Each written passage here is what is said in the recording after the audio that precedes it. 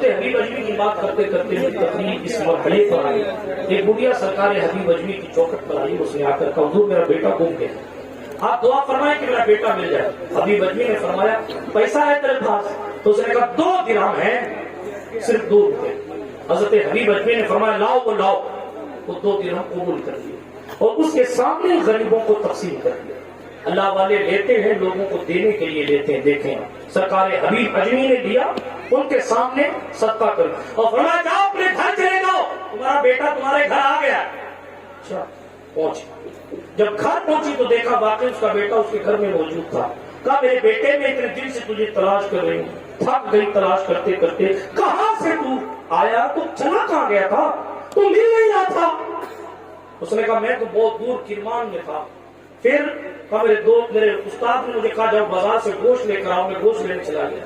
جب میں گوشت لینے چلا گیا تو ایک آندھی آئی اور اس آندھی نے اتنی زور سے مجھے لپیٹا کہ میں یہ سن رہا تھا کہ کوئی کہنے والا کہہ رہا تھا کہ اس جوان کو اس کے گھر پہنچا دو. ہواؤں نے مجھے لا کر میرے گھر پہنچا دیا. جب میں صحیح سلامت میں نے آنکھ کھولی تو دیکھا میں اپنے گھر کے سامنے کھڑا تھا.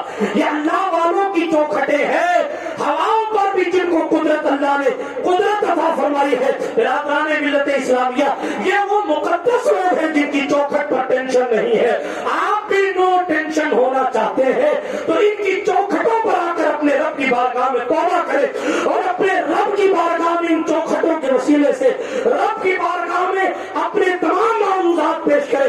کریم اللہ جب نظر کرم فرمائے گا ان بندوں کے صدقے و طفیل تو زندگی کے سارے ٹینشن ختم ہو جائیں گے, ساری بے قراری ختم ہو جائے گی, ساری بے راحتی ختم ہو جائے گی. آپ کی زندگی پرسکون ہوگی اور پرسکون زندگی کے لیے ہمیں اور آپ کو امریکہ جانے کی ضرورت نہیں ہے, خارج ہندوستان کے فیضان کی ضرورت ہے. ان اللہ والوں کی چوکھٹوں پر آ کر اپنے ایمان کو بھی تازہ کیا کرے, اپنی زندگی میں سکون لایا کرے اور اپنے رب کی بارگاہ میں اپنے گناہوں سے توبہ کیا کرے. آپ آمد رحم برخاست. اللہ رب العزت مجھے کہنے سننے سے زیادہ مجھے اور پھر آپ سب کو عمل کرنے کی سعادت عطا فرمائے.